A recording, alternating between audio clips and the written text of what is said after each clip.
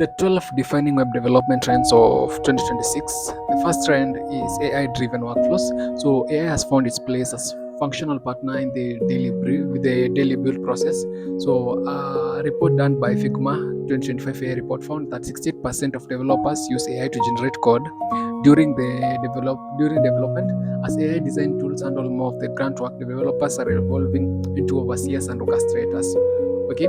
The second trend, we have automated design handoffs. So this is where handoff is no longer a one-time event that happens at the end of a sprint. In modern web development, it is a continuous automated sync between design and development. Tools like DevMod let you inspect a design and grab the exact production ready code for your components. With features like Code Connect to see the actual React or Next.js snippet that power each button, card, or input field.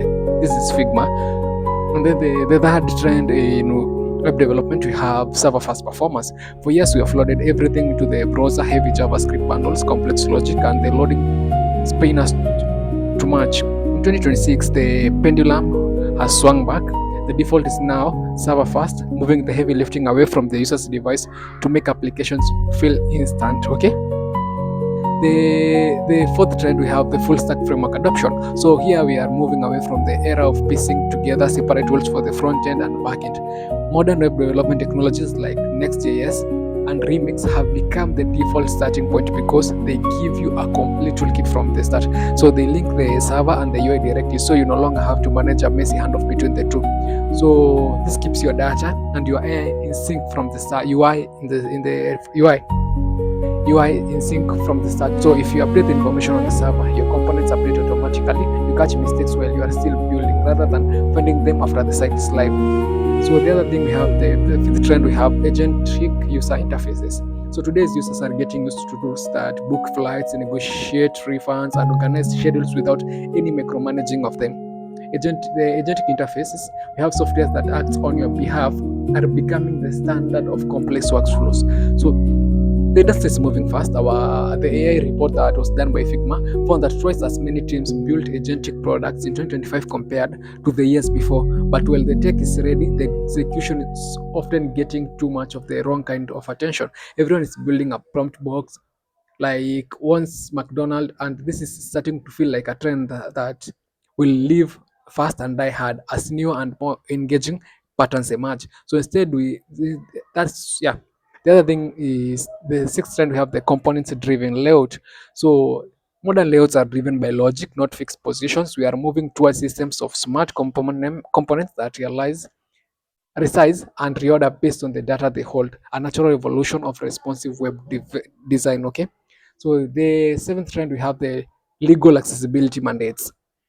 We used to treat accessibility as something to check off right before launch. So that mindset is over. Today, stricter global regulations make inclusive design a legal requirement for any minimum viable product. That's the MVP. So despite these mandates, McDonald's knows that topic isn't getting enough attention because building semantically correct and usable products for everyone comes with a high learning curve. So the AI bloom complicates this further. He wants that AI and web coded products are popping up everywhere.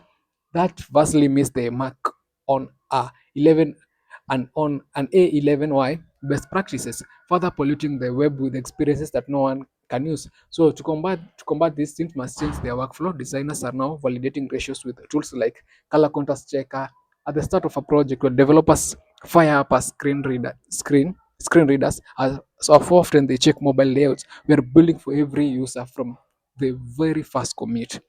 The eighth trend, we have the baseline fast browser features. So baseline is changing how we decide which feature to build. It's a cross browser standard that signals when a feature like a native popover or a new CSS rule, that is cascading styling rule, is ready for everyone. This opens the door to native interactions. Developers are building complex patterns like popovers, dialogues, and scroll-driven animations using native browsers APIs. You don't need write custom script just to get a drop-down to behave. It also means the code base get lighter and the workflow get faster. You can trust the browsers to handle the behavior and accessibility, leaving you free to focus on the creative details. Okay. The ninth trend, they have desktop class web apps. So the line between our website and our desktop app is blurring. Thanks for technologies like WebAssembly. You can now run heavy duty software like video editors and 3D design tools right inside a tab. It feels just a native app without a massive download. So this capability opens up a new tier of product design. You can build rich complex interfaces that feel instant. The performance limits that once held the web back are disappearing slowly one after another.